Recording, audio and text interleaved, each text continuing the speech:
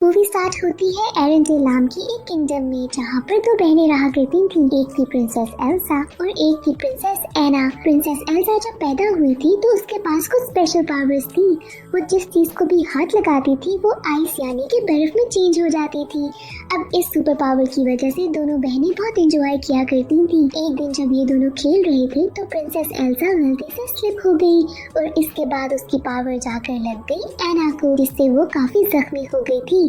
यहाँ पर उनके पेरेंट्स आते हैं और एना को लेकर जाते हैं कुछ ट्रोल्स के पास। ट्रोल्स का लीडर एना को ठीक तो कर देता है, बट साथ ही साथ वो सारी मेमोरीज भी अरेज कर देता है, जहाँ पर उसको याद था कि एल्सा के पास कुछ स्पेशल पावर्स थी, यानी कि जब वो उठेगी तो उसे याद नहीं होगा कि एल्सा के पास कभी भी कोई स्पेशल पावर्स थी। इसके साथ वो लीडर एल्सा से कहता है कि तुम्हें अपनी पावर्स को कंट्रोल करना होगा। साथ ये भी कहता है कि तुम्हारी पावर्स इजीली कंट्रोल हो जाएंगी और अगर कोई एक चीज है जो तुम्हें कंट्रोल नहीं करने देगी वो है तुम्हारा अपना डर। इसके बाद किंग डिसाइड करता है कि वो एल्सा को अलग एक कमरे में कैद कर देगा ताकि वो वहाँ पर अपनी पावर्स को कंट्रोल करना सीख सके। इसके साथ ही कैसल के सारे दरवाजे पब्लिक के लिए बंद कर दिए जाते हैं और वो एना को भी एल्सा से दूर कर देता है ताकि कभी भी गलती से भी एना को कुछ हो न सके। अब बंद रूम में एल्सा को रियलाइज होता है कि उसकी पावर्स बढ़ती जा रही है और वो ये बात अपने फादर को बताती है। यहाँ पर किंग उसे कहते हैं कि तुम्हें डरना नहीं है बल्कि इनको कंट्रोल करना है और जितना तुम डरोगी ये उतनी बढ़ती जाएंगी। इसके साथ ही वो एल्सा को ग्लव्स का एक पेड़ देता है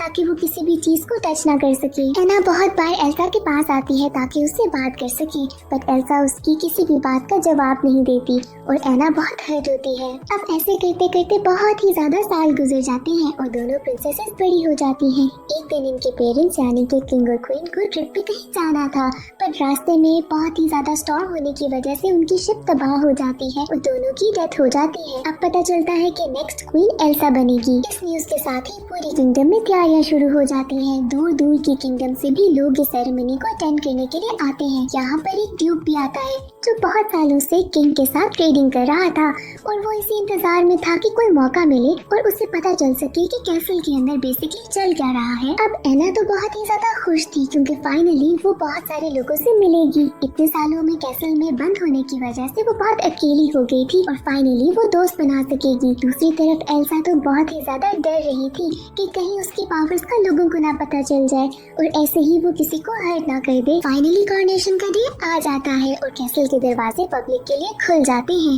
एना सबसे पहले बाहर निकलती है जहाँ पर वो बहुत सारे लोगों को देखकर बहुत खुश होती है। यहाँ पर उसका सामना होता है एक और किंगडम के प्रिंस हान से और यहाँ पर ये दोनों इतने क्लोज हो जाते हैं कि इन दोनों को एक दूसरे से प्यार हो जाता है। दूसरी तरफ हम देखते हैं कि कॉरोनेशन की सेरेमनी के लिए प्रीस्ट एल्सा से कहता है कि अपने ग्लव्स उतार दो ताकि वो होली ओर को पकड़ सके। एल्सा अपने ग्लव्स उतार के जब इनको पकड़ती है तो वो देखती है कि वो भी बर्फ में चेंज हो रही है और इसी वजह से वो फौरन उनको वापस रख देती है। अब एना दोबारा से एल्सा के क्लोज होने की कोशिश करती है पर एल्सा उसे अपने करीब नहीं आने देती। इस बात से एना बहुत ही ज्यादा दुखी हो जाती है, पर यहाँ पर उसे प्रिंस हांस मिल जाता है और ये दोनों टाइम स्पेंड करने के लिए बाहर चले जाते हैं। ये दोनों बहुत एंजॉय करते हैं जहाँ पर प्रिंस हांस एना को प्रपोज कर देता है। इस बात से तो एना बहुत खुश होती है और प्रिंस हांस को फौरन ही हाँ कर देती है। इसके बाद वो प्रिंस हांस को लेकर एल्सा के पास आती है ताकि वो उसको मिलवा सके। यहाँ पर जब वो एल्सा को बताती है कि हम दोनों शादी करने वाले हैं तो एल्सा उसे फौरन मना कर देती है कि ऐसे डिसीजंस इतनी जल्दी नहीं लिए जाते। एना इस बात पे एल्सा से थोड़ा खफा होती है और पूछती है कि ऐसा वो क्यों कर रही है। यहाँ पर जब एल्सा उसे जवाब नहीं देती तो वो एल्सा के पास जाती है और ऐसे ही उसका एक ग्लव उतर जाता है। इन सब आर्ग्यूमेंट्स में एल्सा को गुस्सा आता है और उसकी पावर स्टार्ट हो जाती है। यहाँ पर ड्यूक को समझ आ जाता है कि इतने सालों में कैसल में क्या राज छुपा हुआ था। एल्सा वहाँ से बाहर जाने की कोशिश करती है बट उसकी पावर्स पे काबू हो गई थी क्योंकि वो बहुत ही ज्यादा डर रही थी। यहाँ पर ड्यूक सबके सामने कहता है कि ये तो एक विच है। इसके बाद एल्सा बहुत हर्ट होती है और कैसल से बाहर जाकर पानी के थ्रू किंगडम की दूसरी तरफ चली जाती है।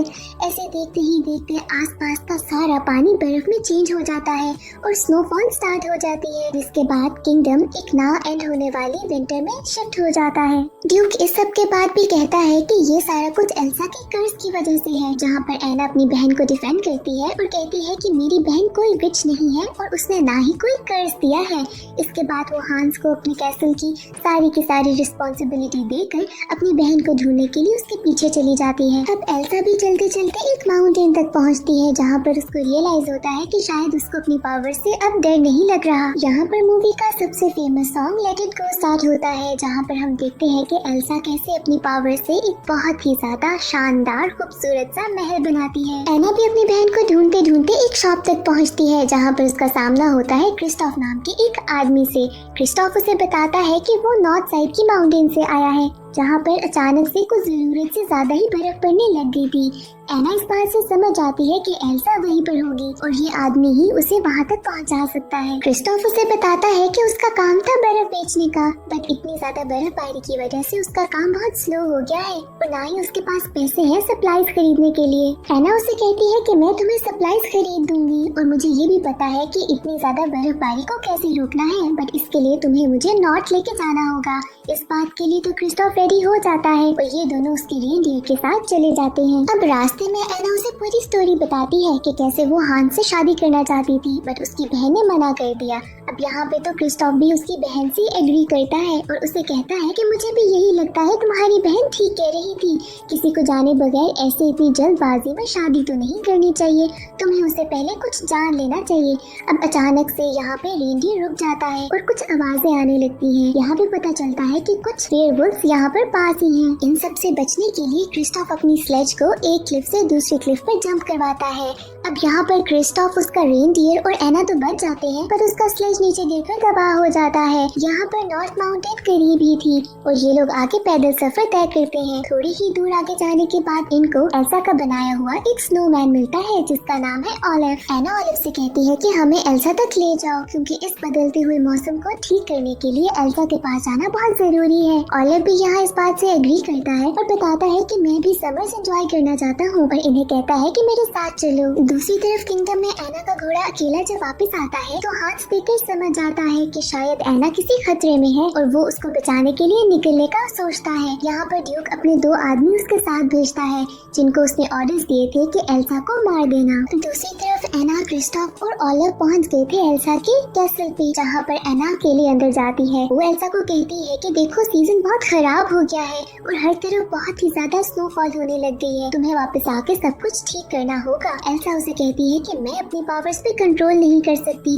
और कुछ भी अब ठीक नहीं होगा। एना उसको बहुत कोशिश करती है कि मना ले, बट एल्सा उसकी बात नहीं मानती।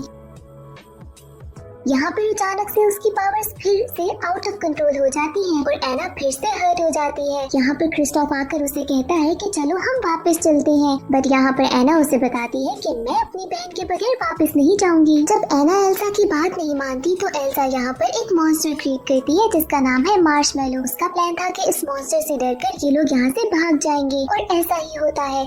क्रिस्टोफ, एना और ऑलिव वहाँ से बचकर भागते हैं और उसी माउंटेन से नीचे जंप कर देते हैं। जब ये लोग नीचे आते हैं तो क्रिस्टोफ नोटिस करता है कि कैसे एना के बाल वाइट हो रहे हैं। वो समझ आता है कि ये एल्सा की मैजिक की वजह से ही हुआ है और इसके बाद वो एना को लेकर अपनी ट्रोल फैमिली के पास जाता है। ये वही ट्रोल्स थे जिन्होंने पहले भी एना का इलाज किया था। वो इन दोनों को देखकर बहुत खुश होते हैं और इन सबको लगता है कि शायद एना गर्लफ्रेंड है क्रिस्टोफ की और यहाँ पर तो ये लोग इसकी शादी भी कराने वाले थे। बट क्रिस्टोफ नोटिस करता है कि कैसे एना बर्फ की तरह ठंडी हो रही है। क्रिस्टोफ यहाँ के ट्रोल लीडर को बुलाता है, जिसने पहले बचपन में भी एना को ठीक किया था। यहाँ पर आके लीडर उसे बताता है कि एना का हार्ट फ्रीज हो जाएगा अगर इसको क्योर ना किया गया, पर इसका क्योर उसके पास नहीं है, सिर्फ ट्रू लव ही इसको ठीक कर सकता है। यहाँ पर क्रिस्टोफ को ख्याल आता है हांस का कि शायद उसके प्यार से ये ठीक हो जाए। इस बात को सुनते साथ ही क्रिस्टोफ अपने रेनडियर पर एना को लेकर निकल पड़ता है किंगडम के लिए और दूसरी तरफ प्रिंस हांस अपनी आर्मी के साथ और ड्यूक के उन 2 लोगों के साथ पहुँच जाता है एल्सा के कैसल तक,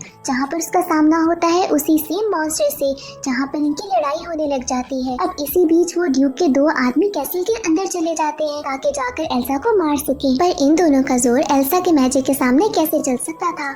एल्सा अपने मैजिक से इन दोनों को रोक लेती है। यहाँ पर इससे पहले कि वो इन दोनों को मार देती, प्रिंस हांस अंदर आता है और एल्सा को रोकता है। वो कहता है कि इन दोनों को मत मारो, अगर तुमने इन्हें मार दिया तो लोगों को यकीन हो जाएगा कि तुम एक विच हो और एक मॉन्स्टर हो, इसीलिए तुम रुक जाओ।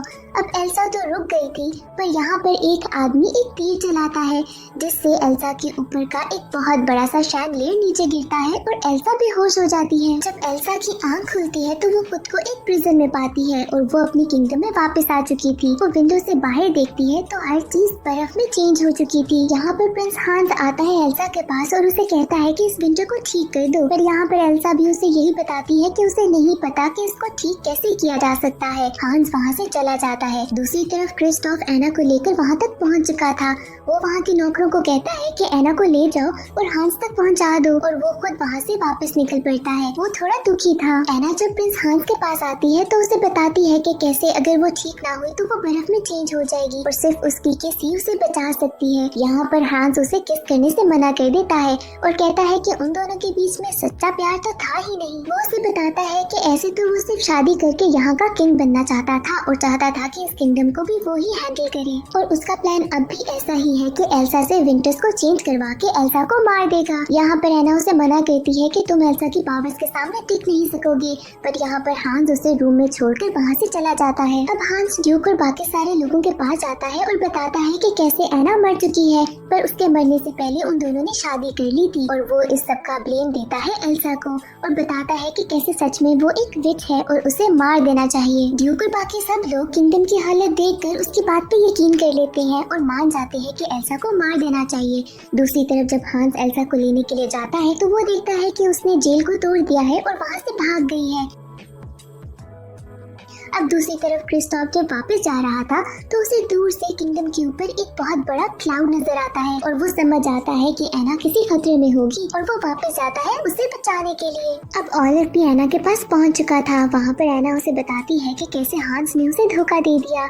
यहाँ पर ऑलिव उसे बताता है कि कैसे उसको लगता है कि क्रिस्टोफ ही उसका सच्चा प्यार है और दिल ही दिल में वो उसे पसंद भी करता है। अब ये दोनों किसी तरीके से कैसल से बाहर निकल जाते हैं, जहाँ पर वो देखते हैं कि एक बहुत ही बुरा स्नो स्टॉर्म चल रहा है। ये दोनों क्रिस्टोफ को ढूंढने लगते हैं और दूसरी तरफ क्रिस्टोफ भी इनको ही ढूंढ रहा था।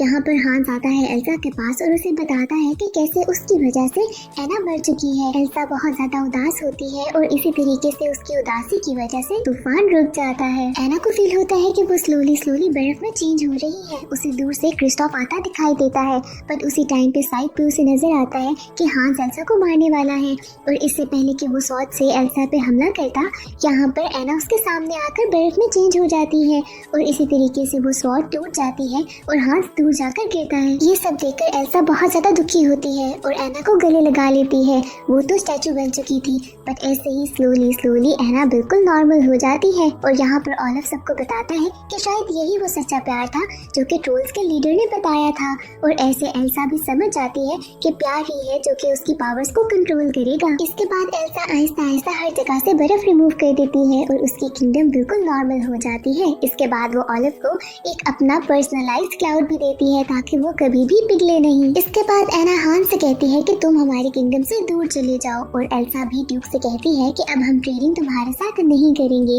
अब प्रॉमिस के अकॉर्डिंगली एना क्रिस्टोफ को एक स्लेज गिफ्ट करती है, जिसके बाद ये दोनों एक दूसरे से प्यार का इजहार करते हैं। एल्सा भी कहती है कि अब मेरे कैसल के दरवाजे कभी भी बंद नहीं होंगे, और दोबारा से दोनों बहनें खुशी खुशी रहने लगती हैं। मूवी के एंड में हम देखते हैं उसी से मार्शमेलो मॉन्स्टर को, जो कि एल्सा के कैसल में था, वो एल्सा का गिराया हुआ क्राउन पहन लेता है और यहाँ पर मूवी एंड हो जाती है।